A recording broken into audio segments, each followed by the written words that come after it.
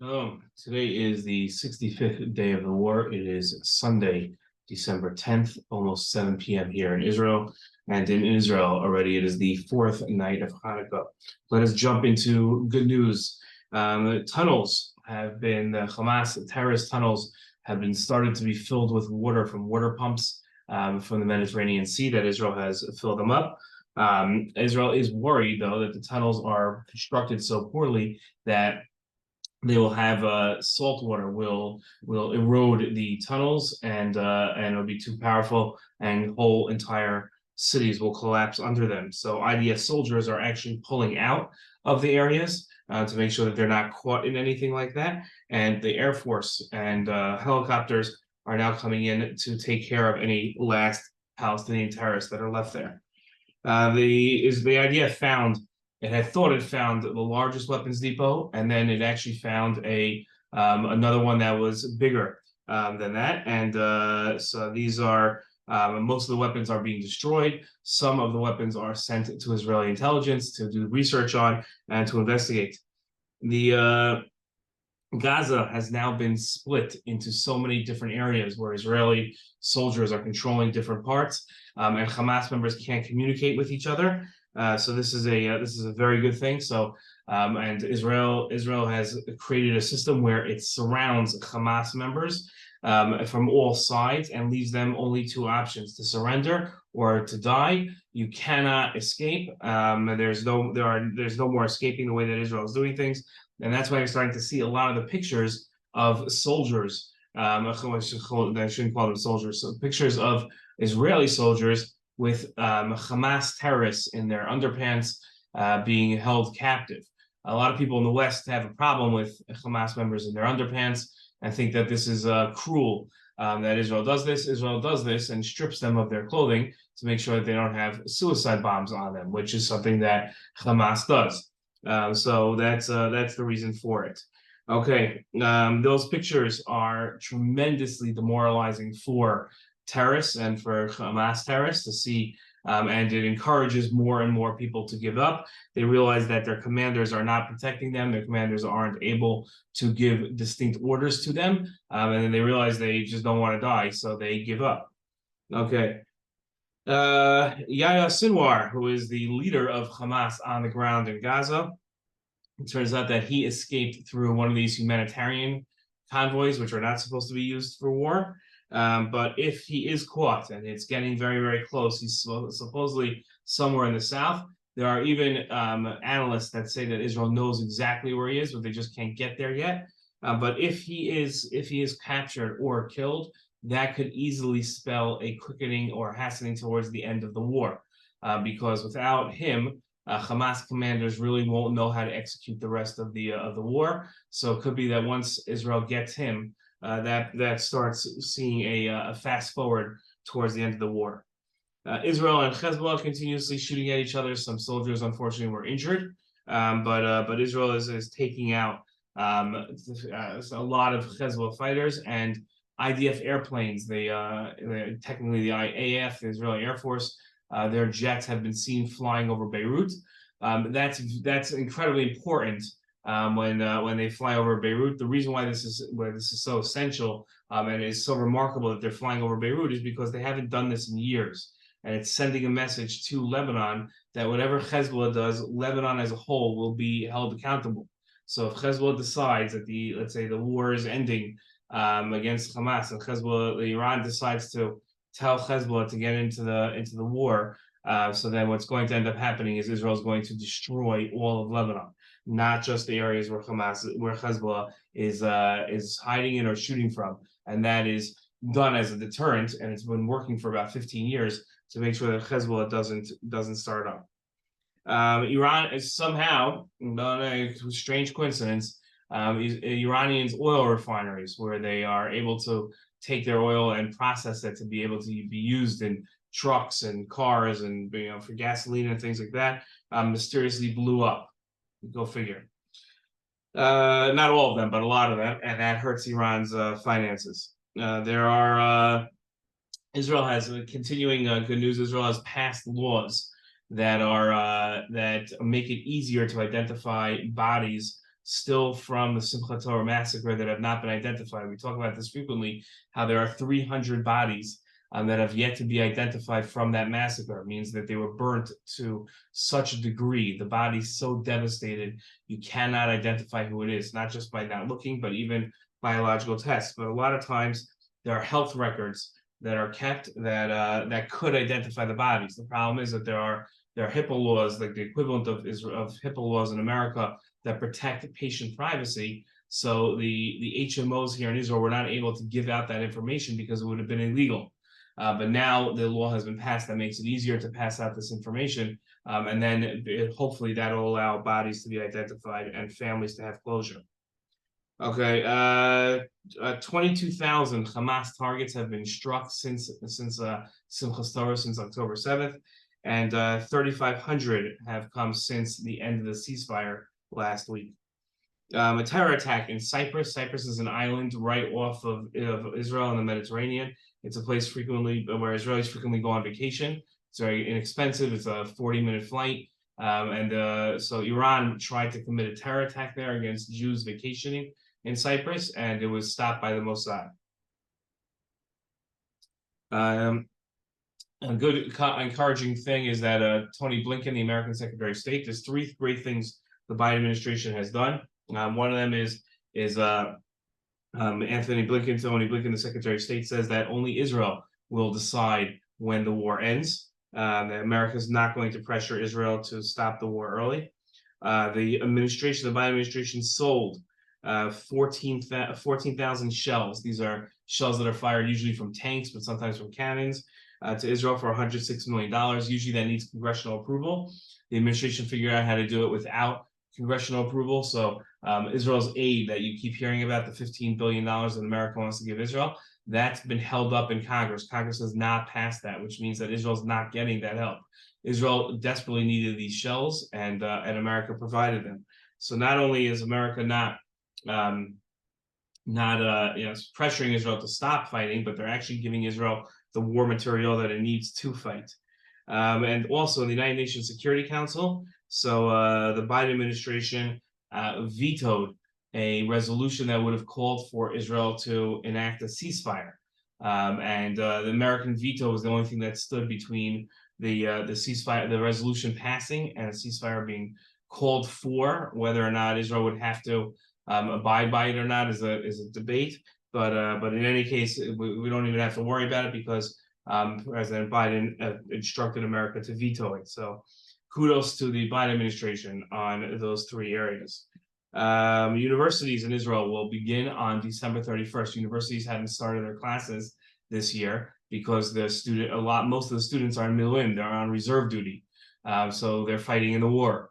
So there's 2 good pieces of news. One is that they're going to start classes on December 31st. That's very good. But a second thing that means that the universities are assuming that they'll have a student body back at those dates, which is good because that means that what they're thinking about is that the war might be at its final stages on December 31st, and the soldiers will be able to come home. Let's hope so.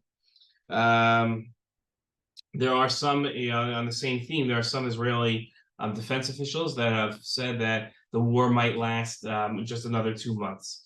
Okay, but again, that's not definitive, and I know some people have been asking me about that. That's not definitive. That's just some defense officials, giving their opinion. That's not the official, Israeli position. Hamas announced, onto some bad news. Hamas announced that the only way that Israel is going to get their hostages back is through negotiations. That was in response to an Israeli operation to try to save some hostages that failed, unfortunately. America is still speaking about creating this durable peace once the war is over. I don't know what they're seeing that I'm not, but I don't know how we go from here to peace. Russia said that Hamas's attacks don't justify Israel's attacks, which is ludicrous. But a lot of that doesn't really have to do with Israel. It has more to do, or the Palestinians for that matter. It has more to do with Russia trying to annoy the United States. And this was in response to America's veto of that United Nations Security Council resolution. So that's where that is coming from. Prime Minister Netanyahu did speak to Russian President Putin today to tell him that, hey, knock it off. I don't like this, and we'll see where that goes, though.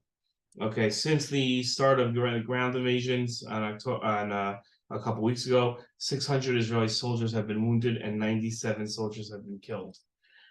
This past Shabbat, a number of soldiers were killed, and one was what's called a Chayal Boded. That's a lone soldier. So these are soldiers. Some of them you know. These are soldiers that are in Israel without their parents. There are about 5,000 of them serving now. This soldier, his name was, sorry.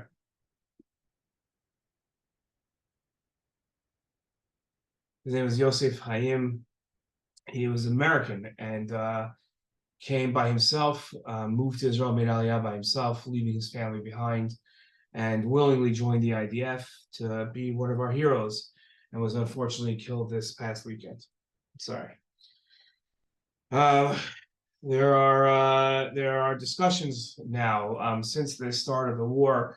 Palestinians that live in my area, what we call Judea and Samaria, Yehuda v'Shomron in Hebrew, what the world calls the West Bank, have not been allowed to cross the border into Israel. This is simply or come into Jewish towns inside Judea and Samaria. The logic behind this is simply we don't trust them. Israel is considering allowing them to some in minimal amounts, in limited amounts, to be able to come back into Israel. It worries a lot of us. It really worries a lot of us. I don't want them in my town. I know that a lot of people take that to be racist. It's not racist. It's a genuine fear that has backing to it. I don't believe that Palestinians inherently are any worse people than Jews. I don't think that we're any better inherently than they are, but I think that Palestinians have created a culture of violence which incentivizes and encourages and inspires its youth to commit terror attacks. And we've seen this, and the Palestinian government is paying people to commit terror attacks. So how do I know that's not the next person we let in? The United States created a couple of months ago something called the Visa Waiver Program, which is 40 countries are part of this. Israel was just allowed into it, which means that Israelis that want to visit America no longer have to go through a lengthy process to get a visa to visit for up to 90 days. The condition of that was that any Palestinian American, meaning Palestinians that live here in Judea and Samaria in the West Bank, that hold American citizenship, like I live here in the same area. I'm Israeli, but I also hold American citizenship. Those Palestinians would not be able to be stopped from going across the border. Up until this point, since the war, Israel has broken that deal with the United States by not allowing them in. The United States has had enough of it and has said to Israel, you have to either let them into Israel or you can, I guess, stop participating in the visa waiver program. And today, Israel announced that Palestinians holding American citizenship would be able to apply for a visa to come across. We'll see if that happens. The Red Cross, which has been an abysmal failure to soldiers, the Red Cross's responsibility in cases of hostages is to help hostages and to help captives, prisoners of war, and the like. The Hamas has not allowed the Red Cross to examine hostages, and the Red Cross met with Israeli hostage families, and instead of showing empathy and trying to explain their actions, they admonished, meaning they scolded, yelled at the Israeli families for not thinking enough of what it's like to be a Palestinian. I can't understand it. The United Nations Secretary General did something which is, I mean, just the hypocrisy and the anti-Semitism. It's so blatant. It's almost like they're not trying to hide it. He has certain powers as a Secretary General to call a United Nations committee meeting to power, which is the resolution that we were talking about before that America vetoed. He has not done that for the Russia-Ukrainian war. For when Syria was massacring Palestinians, he didn't do it. The only time he called this is the first time in his career that he's used this power, this authority that he has to call a United Nations Security Council meeting, and he used it obviously only against Israel. Okay, we're getting a lot of testimony from hostages now that were freed, and hearing the horrible conditions which they were kept in, dark dungeons with very limited food, very limited oxygen. They're underground. They didn't see sunlight for close to 60 days. Just horrible conditions, and all of them are saying, the ones that are doing the interviews said that they felt like they were in the Holocaust as this was happening. These were things where they remembered to put aside food so that they would have it the next day because they weren't sure they were going to have it. These are classic things that people in the Holocaust did as well. Houthi are the rebel group that's aligned and a proxy of Iran in Yemen has announced that it is now going to attack all ships coming through the Red Sea and stop all Israeli ships. We'll see what that turns into. That's the update. Let's answer your questions here. What was the huge weapon storage? Where was the huge weapon storage of Hamas located? It's in a bunker underground in Gaza. In light of the ongoing conflict, what steps can be taken by the international community's organizations to provide humanitarian aid and support to the affected areas? Well, they are. Israel's allowing humanitarian aid into Gaza. When the war started, I read that Israel was pumping a chemical that hardens Project Sponge Bomb. Okay, so to make it impossible to get into the tunnels. Why are they switching to water in the tunnels? So Israel's using a number of different solutions to the tunnel issue. Some is this sponge bomb, not Bob, sponge bomb, which is a chemical reaction that creates a sponge-like concrete material that fills very quickly into the tunnel up. So that's and then sometimes it's seawater, and sometimes they explode it, and sometimes they just wait for the Hamas members to come out. As I'm not sure which tunnels get which ones. Does Hamas have any advanced vehicle weaponry like tanks? No, Hamas does not have tanks. What region type of attacks has Hezbollah attacked? Hezbollah attacks up north. Hezbollah's on the southern Lebanon, and in Syria. So those are two countries that are to the north of Israel. So they're right. So their south is our north. So when they, right, because we're bordering. So when they attack, they're attacking our south, our north. Excuse me, our north, their south. Okay.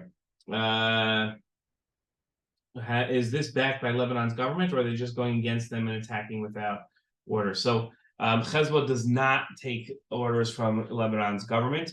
If you could imagine like having a separate army inside the United States and Texas that would start attacking Mexicans. So that's similar to what is happening in Lebanon.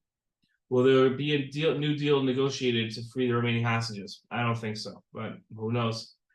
How is Israel increasing the speed of its attacks in the Gaza Strip? Is Israel using better weapons or better strategies that are making it faster? Better strategies. They're learning as they go on how to do things better. So that's happening a lot. So that's helping.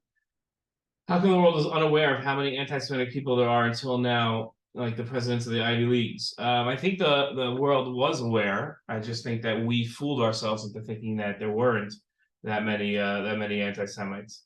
Where are the IDF soldiers typically finding tunnel entrances? I don't know how to, like in the ground, built in houses, under schools, under hospitals. They're all over the place. There's so many of them that they're really everywhere. Where are the people who live in the destroyed kibbutz staying for now? It's a good question. So it's a lot of people. It's like tens of thousands of people because it's also evacuees in Hebrew where they're called mufanim. And they're given a certain allowance from the government every night to stay somewhere. There are certain hotels that are, the tourism is very little. So there are very few tourists. Let me say that in English. There are very few tourists. So you have a lot of people staying in hotels. Some people take Airbnbs. Some people rent apartments. Those are like the different areas. But people they're given an allowance of places they can stay. We have in our town, we have 30 families from Sderot staying here, so they're all over. How will Israel advance from this situation and lead closer to the end of the war? What forms of new deals will they be able to negotiate to free the remaining hostages? I don't know. We talked about some of them in the video, but I don't know about deals to free hostages. I don't know if that's going to happen. What is Israel doing to try to find all the tunnels? It hunts them. It hunts them. It has a certain machinery. But it uses intelligence, uses drones flying over to try to see if there's movement in the ground that's strange. Why is Israel suffering to find hostages in the ground invasion? I don't know what that means. Do you think that there will be another hostage deal prior to the flooding of the tunnels that they plan to do? No, I don't think so. What do you think Israel would think if America didn't defend them by fighting back against the Houthis? Israel would do the job itself. America has no responsibility to do that. But America wants, the reason why America is helping fight against the Houthis of Yemen is because Saudi Arabia, which controls a lot of the oil prices, has asked America to step in so that Israel doesn't have to destroy the Houthis. If Israel destroys the Houthis, it becomes a much bigger regional war because it's Israel. If the United States just defends against the Houthis, then it doesn't have that big of an effect, that big of a war. Have any hostages spoken up recently on what happened inside Gaza? Yes, we'll talk about that in this video. What's the point of putting seawater in the tunnels? Because eventually Hamas will eventually pump the water out. No, so the seawater, it's a good question. The seawater destroys the tunnel. So even if you eventually pump it out one day, it destroys it, it erodes the tunnel. How is the idea of employing technological and strategic approaches to locate and rescue hostages in areas affected by the conflict? So I think that they're looking for patterns. From what I understand, they're looking for patterns of how areas that have hostages, if there's guards or roving patrols, something like that, that tips off that there's something going on there. Is there any update from the last time that the head of the Mossad when he went to Qatar? No, he was called back, so no. If Israel fails to fill the tunnels with water, what will the consequences look like? Well, they'll just fill it with something else and destroy them some other way. Did the U.S. or Israel encourage the PA not to hold elections in 2021? Okay, it's an interesting question. Back in 2021, the PA wanted to hold elections. No one knows exactly what happened. The elections weren't held. Some people think that it was America or Israel that encouraged it. I think it was a partnership between Israel and the Palestinian Authority, actually. The stated reason why the elections didn't happen was because of dispute between Israel and the Palestinians, whether Palestinian Arabs who live in East Jerusalem and refuse Israeli citizenship would be allowed to vote in the Palestinian elections. Israel does not want them voting in Palestinian elections because that's stating that East Jerusalem is part of Palestine, or else why are they allowed to vote in the elections? Palestinians want them to be able to vote because they say that's our capital. So of course anybody living there should be able to vote. In the past, they've come to compromises where Palestinians living in East Jerusalem can hand in absentee ballots. So it says they're Palestinians, but it makes the point that they're not in Jerusalem. Mahmoud Abbas, before the election, said he's not holding elections unless the Palestinians from East Jerusalem can vote in his elections in Jerusalem, which was a non-starter. He knew that Israel would say no to that, which is why I think it was coordinated with Israel, so that he would pick a position that then he would say no, and then Israel would say no, and then Mahmoud Abbas would say, well, I'm not doing it then on principle. So I think that's what really happened. What role did the U.S. have in the war between Fatah and Hamas? I don't know of any role that they had between Fatah and Hamas. How do you think Israel should treat the survivors that were raped by Hamas? Should they provide them some sort of therapy? Yeah, every victim in Israel of terrorism is provided with therapy. The mental and emotional trauma of a terror attack is much worse than any physical condition, injury that you might have. The physical injuries, for the most part, usually heal. I can tell you from personal experience, knowing a terror victim very, very well, that the emotional harm is much worse. So Israel gives free therapy for unlimited free therapy. And it's a special type of therapy. It's trauma therapy. It's not like when you go to your usual therapist. It's special therapists that are trained in helping people get past their trauma. What are they doing to help them? Okay, so that's the end of today's video. Let's hope for peace for our soldiers. Let's hope for victory for our soldiers, safety and security for our soldiers, that our hostages come home quickly, and that we have victory very, very soon and this war ends. So, happy Hanukkah.